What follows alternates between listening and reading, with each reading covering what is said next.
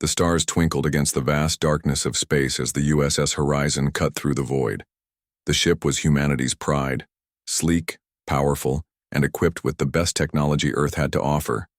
But today, it served a purpose beyond exploration. Today, it carried hope.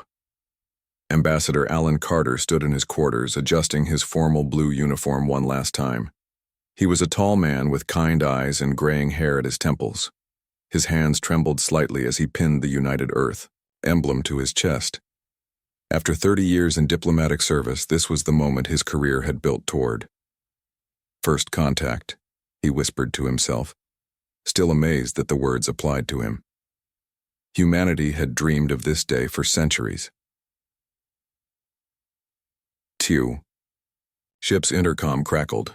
Ambassador, we're approaching the meeting coordinates. Captain wants you on the bridge. Alan took a deep breath and picked up the small hologram of his family, his wife Susan with her warm smile, and their 2 daughters, both now grown. He touched the image gently before tucking it into his inner pocket, right above his heart. The bridge of the USS Horizon hummed with nervous energy. Screens displayed the vast emptiness of the Proxima Centauri system. Captain Wendy Reeves, a stern woman with short gray hair and piercing eyes, nodded as Alan entered. Ambassador, she said, the Zarn vessel should arrive within minutes. Are you ready? Alan nodded. As ready as I'll ever be. The team? Dr. Wright and Lieutenant Patterson are waiting in the shuttle bay. Alan liked his small team. Dr. Olivia Wright was brilliant, Earth's foremost expert on theoretical alien biology and culture. At just 35, her insights had already revolutionized how humanity prepared for this moment. Lieutenant Greg Patterson was younger still, only 28, but his military record was spotless. He would provide security while maintaining the peaceful nature of the mission. Captain, unknown vessel approaching, called out the sensor officer, her voice rising with excitement. All eyes turned to the main view screen as a massive ship appeared. It seemed to fold into existence, emerging from what looked like a wrinkle in space itself. The Zarn ship dwarfed the horizon, its hull shimmering with an iridescent material unlike any metal humans had worked with. My God, someone whispered. Alan stepped forward. Open a channel. The communications officer worked her console. Channel open, sir. Alan straightened his shoulders. This is Ambassador Alan Carter representing the United Earth government. We come in peace and friendship, seeking dialogue between our civilizations. For several long moments there was only silence. Then a response came. Not in sound, but as text scrolling across their screens in perfect English. We are the Zarn Confederacy. We acknowledge your greeting. Prepare to send your representatives. Captain Reeves frowned. They've been monitoring our broadcasts. They know our language. Alan nodded. That was expected. It gives us a starting point. He turned to leave the bridge. Time to make history, Captain. The shuttle was small but elegant, designed specifically for diplomatic missions. As they detached from the horizon and approached the massive Zarn vessel, Alan reviewed his opening remarks one final time. Dr. Wright sat beside him, her dark curly hair pulled back in a neat bun. Remember, she said quietly, many species might not understand or value emotional displays as we do. Stay calm, stay measured. Lieutenant Patterson checked his sidearm. A small defensive stunner, nothing that could be seen as threatening. I still don't like that they want us to board their ship instead of meeting on neutral ground. Alan understood the concern. Sometimes diplomacy requires a display of trust. We're showing that trust. Their shuttle approached a opening in the massive Zarn ship that had appeared without warning. Inside was a landing bay larger than the entire USS Horizon. Dozens of smaller craft were docked in precise rows. As they landed, Alan felt the weight of 7 billion souls watching through his eyes. This moment would define humanity's place among the stars.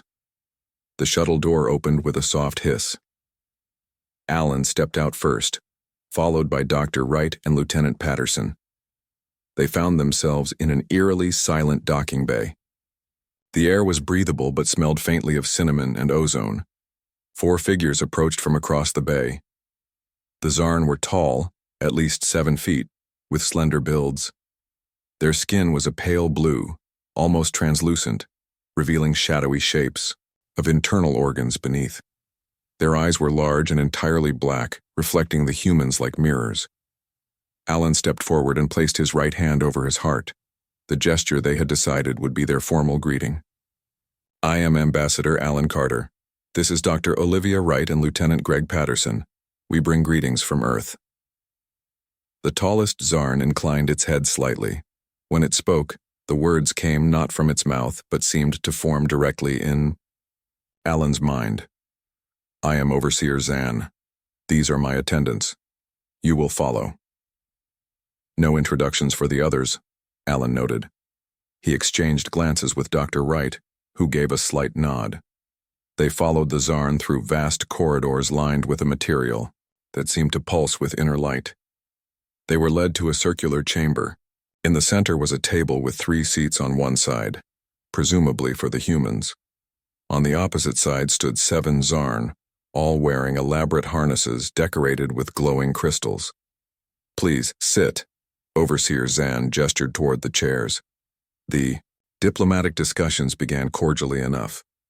The humans shared information about Earth, its history, governance, technological development. The Zarn revealed little about themselves, beyond confirming they were part of a confederacy of 23 worlds spanning multiple star systems. 2 hours into the meeting, Alan presented Earth's proposal for potential trade and alliance. He spoke of cultural exchange, scientific cooperation, and mutual defense. As he finished his presentation, a subtle change came over the Zarn. The room seemed to grow colder. You misunderstand your position, Overseer Zan said, the mental voice, now harsh and grating. We did not invite you here to form an alliance between equals. Alan frowned. I don't understand. Your species is young, untested. You have only just learned to crawl beyond your cradle. Dr. Wright tried to speak. Perhaps we could... Silence, commanded another Zarn. The decision has been made. Lieutenant Patterson tensed, his hand moving toward his stunner. Before he could reach it, all 3 humans found themselves frozen in place, unable to move. What are you doing? Alan asked, fighting to keep his voice steady. We came in peace. Overseer Zan approached him. Yes, and that was your mistake. Peace is for equals. You are not our equals. With a gesture from Zan, floating devices appeared, surrounding the humans. They began broadcasting, their purpose suddenly clear. They were recording this moment. Let this serve as a message to Earth, Zan announced. The Zarn Confederacy has evaluated your species and found you unworthy of joining the galactic community. Alan struggled against the invisible force holding him. Wait, this isn't how civilized beings behave. We can... His words were cut short, as a bright energy beam struck him in the chest. The pain was brief but intense. As darkness closed around him, Alan's last thoughts were of Earth, of Susan and his daughters, of the 7 billion humans who had trusted him to speak for them. His last sight was of Dr. Wright and Lieutenant Patterson meeting the same fate. Aboard the USS Horizon, Captain Reeves watched in horror as the execution was broadcast to every screen on the ship. Within minutes, the recording was being transmitted toward Earth. The diplomatic shuttle launched from the Zarn vessel, empty of all human life, returned as a final insult. Get us out of here, Captain Reeves ordered, her voice hoarse with shock and rage. Maximum speed. We need to warn Earth. As the Horizon raced away, the Zarn ship made no move to pursue. They had delivered their message. Now they would wait to see how humanity responded. They didn't have to wait long. The USS Horizon broke through Earth's atmosphere 16 days after Ambassador Carter's execution. Captain Reeves had pushed the engines beyond safety limits, cutting the normal journey time almost in half. The ship's hull glowed red with heat. As it descended toward the United Earth Defense Headquarters in Geneva, news of the execution had traveled ahead of them. Every screen on Earth had shown the final moments of Ambassador Carter and his team. The footage had been broadcast on repeat for 2 weeks. Captain Reeves stepped off the ship looking 10 years older than when she had left. Dark circles hung under her eyes. She had barely slept since watching her friends die. A military escort waited for her.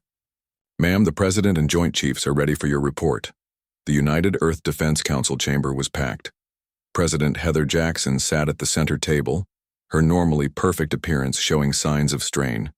Around her sat the military and political leaders of Earth's nations, united by shock and grief. Captain Reeves stood before them and told the story in a flat voice. When she finished, the room remained silent for several long moments. President Jackson finally rose to her feet. She was a tall woman with dark skin and silver-streaked hair. Her hands rested on the table, steady despite the weight now pressing down on her shoulders. "Captain Reeves," she said, "thank you for bringing our people home and for your bravery. Please get some rest." After the captain left, President Jackson turned to the assembled leaders. "We face the greatest threat in human history. The Zarn have shown us precisely what they think of diplomacy. They have shown us their true intentions." An older man with a thick white beard stood up. "Madam President, I am Admiral Frank Donovan. I've spent 50 years in Earth's defense forces. Never did I imagine we would face this kind of threat. But face it we must." "What do you propose, Admiral?" asked the President. "We prepare for war," he said simply. "The Zarn's technology is clearly superior to ours, but they've made a critical mistake. They've shown us their hand while we still have time to prepare, and they've united us as never before." A murmur of agreement passed through the room. "I need resources," continued the Admiral. "Every shipyard, every lab, every brilliant mind on Earth needs to focus on one thing: building a fleet that can meet this threat." President Jackson nodded. "You'll have them." 2 days later, the President addressed all of humanity from the Oval Office. Billions watched from homes, public squares, and colonial outposts as far as Mars and Europa. "Fellow citizens of Earth," she began, "we have witnessed an unprovoked act of barbarism that cannot go unanswered. The execution of Ambassador Carter and his team represents an attack on all of humanity." She paused, her expression grave. "As of today, I am ordering the creation of the United Earth Defense Fleet. Every nation will contribute resources and personnel. I am appointing Admiral Frank Donovan to lead this effort, with full authority to accelerate our military development program. The streets of every major city filled with people. In New York, London, Beijing, Lagos, and 100 other cities, humans stood shoulder to shoulder. There were no protests, no disagreements. For perhaps the first time in history, humanity was truly united. Dr. Nathan Miller watched the President's speech from his lab at the Massachusetts Institute of Technology.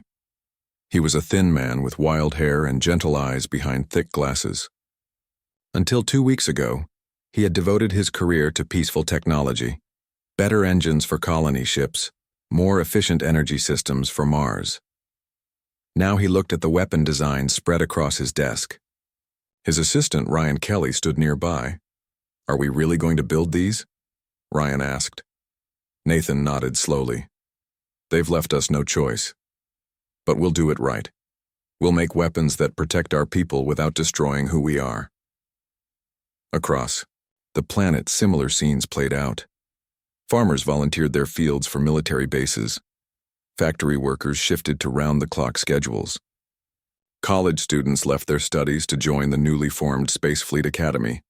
In her small home outside Washington, D.C., Lisa Carter sat alone, looking at photos of her husband, Alan. The pain was still fresh, still sharp enough to take her breath away. A gentle knock at her door interrupted her thoughts. She opened it to find President Jackson standing there with just 2 security guards. "Mrs. Carter," the President said softly. "May I come in?" Lisa led the most powerful person on Earth to her small kitchen table. She automatically made coffee while the President waited patiently. "I know nothing can ease your loss," President Jackson said when they were seated. "But I wanted you to know that your husband's sacrifice will not be forgotten, and it will not be in vain." Lisa looked up, her eyes red but dry. "What are you going to do?" "Whatever is necessary to protect Earth." The Admiral wants to build the biggest fleet possible and strike back hard. Lisa's hands tightened around her coffee cup. That's not what Alan would want. What do you mean? My husband believed in humanity's goodness. He believed we could be better than our worst instincts. Lisa's voice grew stronger. If you just destroy the Zarn, how are we any different from them? The President considered her words. What would you have us do? Allow this to go unanswered? No. But there's a difference between defense and revenge, between justice and hatred. Lisa stood up and walked to a small desk. She returned with a journal. Alan's personal writings. His vision for humanity's place among the stars. Read it before you decide our path. 2 months later, Commander Samantha Reed sat at her intelligence desk aboard the newly commissioned space station Defender. A tall woman with sharp features and sharper mind, she had been tasked with understanding the enemy. Her screen displayed information gathered from deep space probes and intercepted transmissions. The picture forming was disturbing. She requested an emergency meeting with Admiral Donovan. Sir, she said when they were alone, the Zarn have done this before. I found evidence of at least 3 other species who were approached for first contact and then declared unworthy. In each case, the species was attacked within 1 standard year. The Admiral's face darkened. You're certain? Yes, sir. And there's more. The Zarn aren't the dominant force they claim to be. They're one power among many in this sector of space. They seem to target emerging spacefaring races, eliminating potential competition before it develops. So we're not facing the entire galactic community. Just one aggressive species, correct, sir? And based on my analysis, they'll expect us to either cower in fear or launch a suicidal frontal assault. Admiral Donovan smiled for the first time in months. Then we'll do neither. We'll show them something they've never seen before. We'll show them humanity. On the bridge of the USS Valiant, Earth's most advanced warship, Captain Richard Boyd prepared his crew for their first training mission. The ship hummed with energy as new weapons and defense systems came online. Boyd had been a friend of Ambassador Carter. They had attended the same school as boys. Now he carried a small holographic picture of Alan in his pocket. Captain, called his communications officer, we're receiving a strange signal. It's coming from beyond Pluto's orbit. Boyd frowned. Zarn? No, sir, the signature is completely different. And, sir, it's broadcasting in English. Boyd straightened in his chair. What's the message? The officer looked up, surprise clear on her face. It says, we too have suffered at the hands of the Zarn. We come seeking alliance. Boyd looked at the main view screen, where a small ship was now visible, approaching slowly with its weapons powered down. Yellow alert, he said calmly. And open a channel. It seems humanity has found its first true ally among the stars. The alien ship hovered just beyond Earth's defensive line. It was smaller than human vessels, with a smooth, pearl-like surface that seemed to shift colors under the sunlight. Captain Boyd had ordered his crew to maintain yellow alert as they awaited clearance from Earth Command. Captain, we're receiving orders, said his communications officer. We're to escort the alien vessel to Defender Station. Admiral Donovan will meet us there. Boyd nodded. Send confirmation and inform our guests of the plan. The journey to the space station took 6 hours. During that time, the alien ship maintained perfect formation with the USS Valiant, matching their course corrections with impressive precision. Defender Station was humanity's newest achievement, a massive ring-shaped structure that served as both military headquarters and shipyard. 6 warships were under construction in its docking bays, their hulls still incomplete. As the 2 ships approached, Admiral Donovan's voice came through the comm system. Captain Boyd, bring our visitors in. Security teams are standing by, but weapons are to remain holstered. Let's not repeat past mistakes. The alien ship docked in a specially prepared bay. A decontamination field hummed as an airlock connected to the vessel's hull. Captain Boyd stood with a small welcome team, including Commander Reed from Intelligence and Dr. Miller, who had been called in to evaluate any technology the aliens might share. The airlock door slid open, revealing 3 humanoid figures. They had iridescent skin that shimmered with blues and greens under the station's lights. Their eyes were large and entirely gold, without pupils. They wore simple clothing made from a material that looked like flowing water. The tallest alien stepped forward. "I am Liaison Thala of the Varine Collective. We come seeking friendship with the people of Earth." Her voice was melodic, with perfect English pronunciation. Boyd stepped forward. "I am Captain Richard Boyd of the United Earth Defense Fleet. This is Commander Reed and Dr. Miller. Welcome to Defender Station." Thala bowed slightly. "We have observed your species for many years, Captain. Your response to the Zarn aggression has been impressive." Before Boyd could respond, Admiral Donovan entered the docking bay. The old military man walked with purpose, his eyes sharp as he studied the visitors. "I hope you don't mind the direct approach," he said. "But Earth doesn't have time for extended diplomatic niceties. Why are you here?" Thala turned to face him. "Because we believe you can help us defeat a common enemy." 2 hours later, they gathered in the station's secure conference room. President Jackson joined via holographic projection from Earth. The 3 Varines sat across from the human leaders, a star map floating in the air between them. "The Zarn Confederacy controls these systems," Thala explained, pointing to a cluster of stars. "But their influence is not as extensive as they would have you believe. Many species exist beyond their borders who have no love for their methods." Commander Reed leaned forward. "Our intelligence suggests they target emerging spacefaring races. Why?"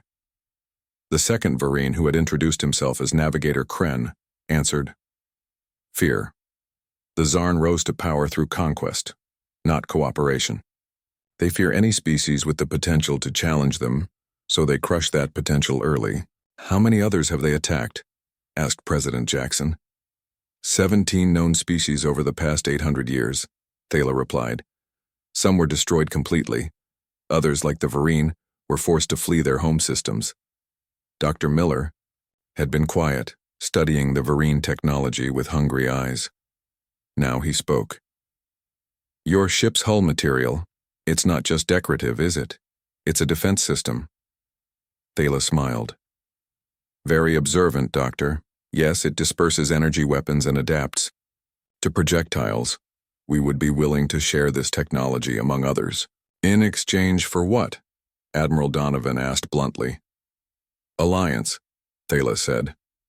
"The Zarn believe they have intimidated you into submission or provoked you into a suicidal attack. They do not expect a coordinated response with advanced technology. Together we can break their power." President Jackson's hologram flickered as she leaned closer. "Why approach us specifically? There must be other, more advanced species who could help you." The third Varine, who had not yet spoken, rose to his feet. He was older than the others, his skin faded to a pale blue. "I am Elder Doran. I was present when your Ambassador Carter faced death. His dignity, his final plea for reason, even as the weapons were raised, it moved many observers. There are those across the galaxy who saw in humanity something worth preserving." The room fell silent. Admiral Donovan looked down at his hands for a moment, then back up at the Varine. "How do we know we can trust you?" Thala placed a small device on the table. It projected a complex schematic into the air. "This is the design for a shield system capable of withstanding Zarn energy weapons. Consider it a gesture of good faith." Dr. Miller gasped softly as he studied the projection. "This is incredible. The principles are similar to theoretical work we've been doing, but decades beyond our current capabilities." Over the next month, the Varine and humans worked closely together. Earth's shipyards operated at full capacity, retrofitting existing vessels with the new shield technology while building new warships designed with both human and Varine input. Dr. Miller led a team of engineers working alongside Varine technicians. Together, they created hybrid weapon systems more powerful than either species could develop alone. The humans contributed creativity and unconventional thinking, while the Varine provided technical expertise and materials unknown to Earth science. Diplomatic. Officer Julia Martinez became the primary liaison with the Varine delegation. A young woman with a gift for languages, she quickly learned the musical tones of the Varine's native speech. Through her, Earth's leaders gained a deeper understanding of the wider galactic political landscape. The Czar's attack on your envoy was broadcast widely, she reported to President Jackson during a secure briefing. Many species are watching to see how humanity responds. Our actions now will determine how the galaxy views us for centuries to come. On the firing range of Defender Station, Captain Boyd watched as his crew trained with new weapons alongside Varine instructors. The aliens moved with fluid grace, their reflexes faster than any humans. Yet Boyd noticed his people learning quickly, adapting their tactics to complement their new allies' strengths. Lieutenant Kelly Foster, his tactical officer, approached with a data pad. "Sir, we've completed the battle simulations. Using the Varine intelligence on Zarn fleet movements and the new shield configurations, our survival probability has increased from 12% to 78%. Boyd nodded, allowing himself a small smile. "And the odds of mission success?" 65%, sir. Not perfect, but better than anyone expected," Boyd finished for her. "Have the crew prepare for a full battle drill at 600 tomorrow. I want everyone sharp." As Foster left, Boyd looked out the viewport at the stars. Somewhere out there, the Zarn were waiting, confident in their superiority. They expected humanity to cower or to charge blindly forward and be destroyed. They were about to learn a painful lesson: never underestimate humans with a cause. In the memorial garden aboard Defender Station, Lisa Carter stood before a holographic image of her husband. Elder Doran of the Varine approached quietly. "Your mate was a brave soul," the alien said softly. Lisa didn't turn. "He believed in peace, in understanding between different peoples. And yet his death brings war." Now Lisa looked at the ancient Varine. "Not just war, justice. There's a difference." She touched the hologram gently. "Alan would want us to fight for what's right, not just for revenge, to show the galaxy a better way forward." Elder Doran bowed his head. "Then perhaps his sacrifice will create something new among the stars. A different path than the one the Zarn have forced upon so many." Above them, visible through the garden's clear dome, the newly completed fleet gathered. Ships of Earth design now bore the shimmering shield technology of the Varine. Human and alien crews worked side by side, preparing for the coming conflict. The plan was set. In 1 week, the joint fleet would launch their counterattack on the 1-year anniversary of Ambassador Carter's execution. Not a direct assault, but a series of strategic strikes designed to shatter the Zarn's grip on their subjugated worlds. Humanity's vengeance was coming, but it would be delivered with justice, not blind rage. The joint human Varine fleet gathered at the edge of the solar system, hidden in the shadow of Pluto. 57 ships formed the battle group, 31 Earth vessels and 26 Varine craft. At the center of the formation was the USS Valiant, now the flagship of the operation. Captain Boyd stood on the bridge, watching as the final ships took their positions. The mood was solemn, but determined. Today marked exactly 1 year since Ambassador Carter's execution. "All ships report ready, Captain," said Lieutenant Foster from the tactical station. Boyd nodded. "Open a fleet-wide channel." When the channel was open, Boyd took a deep breath before speaking. "This is Captain Richard Boyd. 1 year ago today, the Zarn Confederacy executed Ambassador Alan Carter and his team. They believed they were teaching humanity to fear them. Instead, they taught us to unite." He paused, looking around at his crew. "Our mission is not simple revenge, it's justice. We fight not only for Earth but for all species who have suffered under Zarn oppression. Each of you knows your assignment. Trust your training, trust your allies, and remember why we fight." Boyd looked down at the small hologram of Ambassador Carter he kept near his command chair. "For Earth, for justice, for a better future among the stars. Fleet command out." The plan had been developed over months by Admiral Donovan and the Varine, military advisors. Rather than a direct assault on Zarn strongholds, they would begin with a series of strategic strikes on key supply chains and communication relays. By disrupting the Confederacy's rigid command structure, they hoped to cause confusion before the Zarn could mount an organized defense. The fleet moved into formation for the jump to faster-than-light travel. The Varine had shared their jump technology, allowing the human ships to travel farther and faster than ever before. "Jump drives ready," reported the helmsman. "Course laid in for the Proxima Centauri relay station." Boyd gave the order. "Execute jump." Space seemed to fold around them. For a brief moment, every crew member felt a strange sensation, as if their bodies were being stretched in impossible directions. Then they emerged into a new star system, their target directly ahead. The Zarn relay station orbited the second planet of Proxima Centauri. It was a massive structure, bristling with communication arrays and protected by a small defense fleet of 5 Zarn warships. "They're powering up weapons," Foster reported, voice calm despite the tension. "They've spotted us." Boyd turned to his communications officer. "Signal the fleet. Battle Plan Alpha. Begin now."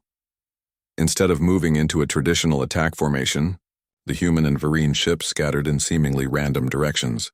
The Zarn defense fleet, trained in conventional warfare tactics, hesitated as they tried to determine the primary threat. That hesitation cost them dearly. 3 smaller Earth vessels led by Commander Reed approached the station from below, while Varine ships distracted the defenders. Using their new hybrid weapons, they targeted the station's power core with surgical precision. "Relay station is losing power," Foster announced. "Their communications are down." Boyd nodded in satisfaction. "Phase 1 complete. Signal the fleet to prepare for jump to Target 2. Before they could regroup, a Zarn cruiser broke through the defensive line, heading straight for the Valiant. "Evasive maneuvers," Boyd ordered. The ship lurched as it tried to avoid the incoming attack. Too late. The Zarn cruiser fired, the energy beam striking the Valiant's port side. Everyone on the bridge held their breath, waiting for the damage report. Under normal circumstances, such a hit would have crippled the ship. Chief Engineer Diane Weber's voice came through the comm system. "Captain, the Varine shields held. Power fluctuation at 15% but already stabilizing." A cheer went up from the crew. The Varine technology had passed its first real test. Boyd allowed himself a small smile. "Target their engines and return fire." The Valiant's new hybrid weapons fired. Instead of a traditional energy beam, the weapon released a pulse that seemed to phase in and out of normal space. When it struck the Zarn cruiser, the enemy ship's shields failed instantly. A second shot disabled their engines.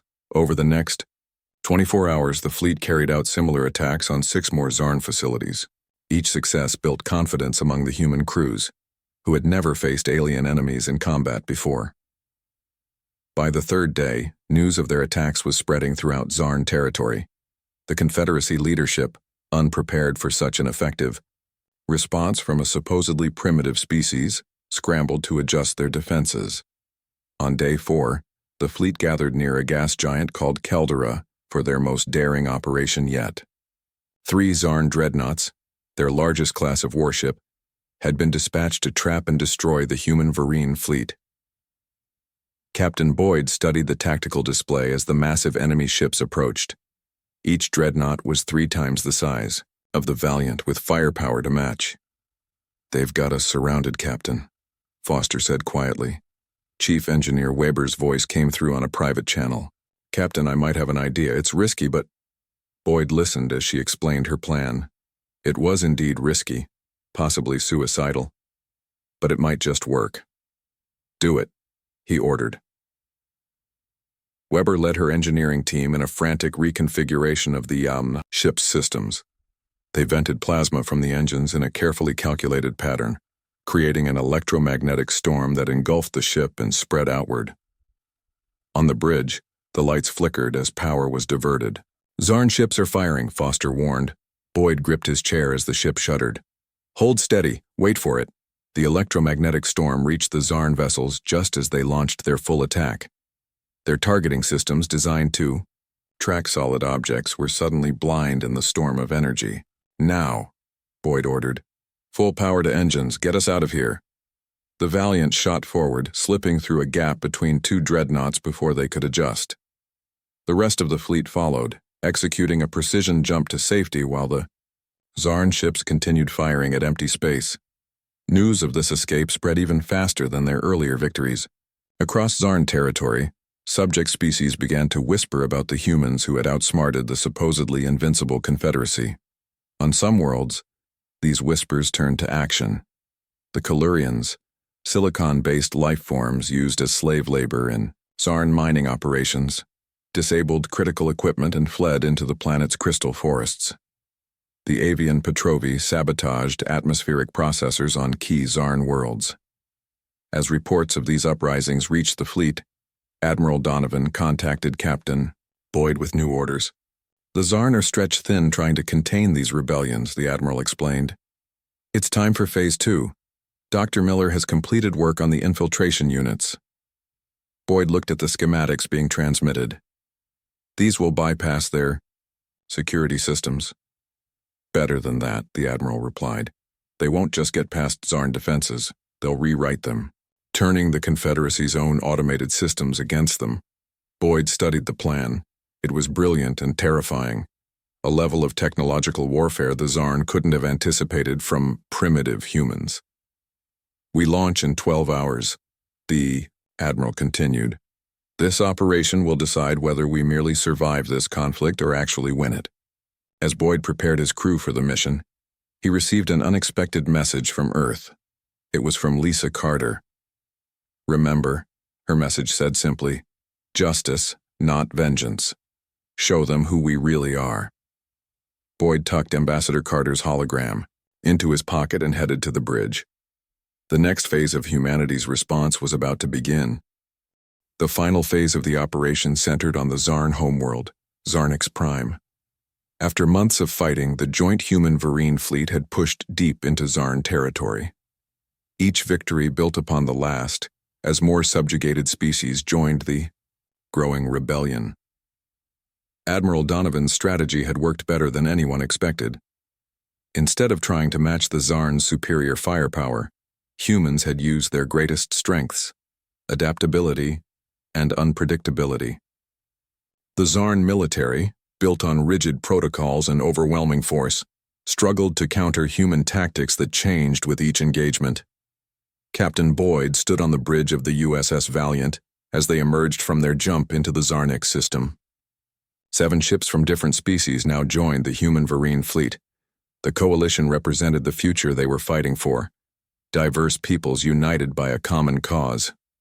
Status report, Boyd ordered as the fleet moved into formation. Lieutenant, Foster looked up from her console. Zarn orbital defenses are active, sir. We're detecting 27 defense platforms and 15 warships. Commander Reed, who had transferred to the Valiant for this mission, studied the tactical display. Their formation is standard Zarn, protocol for homeworld defense. No surprises yet. Then let's give them one, Boyd said. He opened a channel to the fleet. All ships initiate Trojan Horse protocol. Dr. Miller's infiltration units were their secret weapon, small, autonomous, devices that could bypass Zarn security and insert themselves into their central command computers. Once inside, they wouldn't destroy the systems.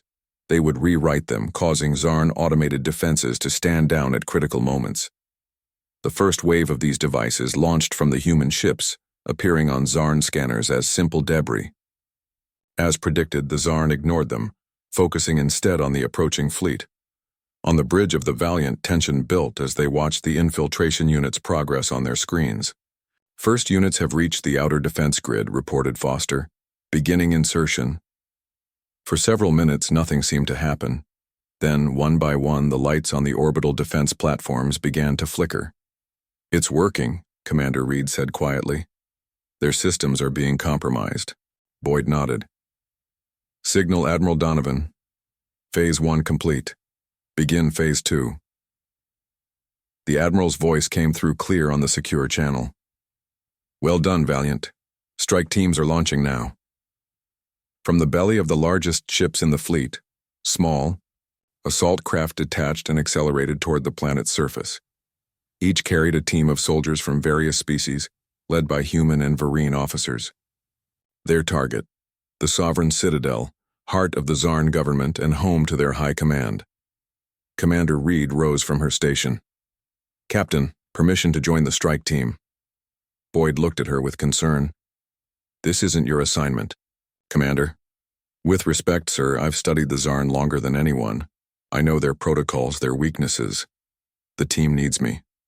After a moment, Boyd nodded. Permission granted, but I expect you back in one piece. Reed gave a quick salute. I'll do my best, sir. As she left the bridge, Boyd turned his attention back to the battle. The infiltration units had disabled half the orbital defenses, but the Zarn warships were adapting, manually overriding their compromised systems. They're launching fighters, Foster warned. Boyd's eyes narrowed. Deploy our defensive screen. Coordinate with the Varine vessels to create overlapping fields of fire. The human ships moved into a new formation, their improved shields glowing as they absorbed enemy fire. The Varine ships danced between them, their more agile craft targeting the Zarn fighters with precise shots. On the surface of Zarnix Prime, Commander Reed led her strike team through the streets of the capital city. The infiltration units had disabled much of the automated security, but Zarn soldiers still patrolled in force. The Citadel is 2 kilometers ahead, she told her team over the secure comm. Remember the mission. Capture, not kill, the High Command. The team moved carefully from building to building. Among them was Lieutenant Patricia Lopez, a young officer from Mexico City with expertise in explosives. She had joined the fleet after losing her brother in a Zarn attack on a human research outpost. As they approached the Citadel, they encountered a heavily guarded checkpoint. Reed signaled for the team to hold position while she studied the defenses.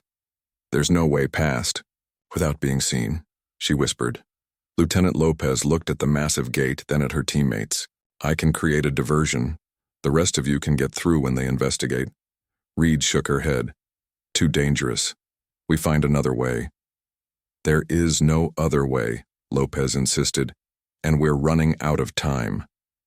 Before Reed could stop her, Lopez broke from cover and sprinted toward a different entrance, deliberately making noise to draw attention. The Zarn guards spotted her immediately, turning their weapons away from the main gate.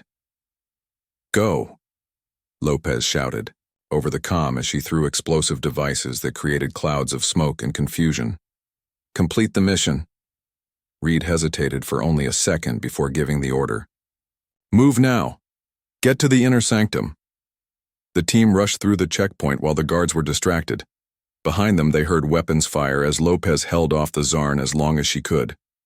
Inside the Citadel, the team fought their way through layers of security. 2 more team members fell before they reached the central command chamber. Reed placed charges on the massive doors and signaled everyone to take cover. The explosion ripped through the ornate doors.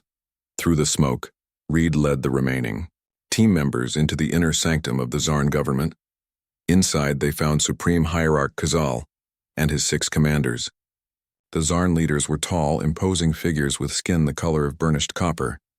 They stood around a circular table, devices in their hands. Stop! Reed shouted, recognizing the devices. They're trying to activate ritual suicide protocols. The team moved quickly, using stun weapons to disable the Zarn leaders before they could complete the ritual. Supreme Hierarch Kazal, temporarily paralyzed but still conscious, looked at Reed with black eyes filled with hatred.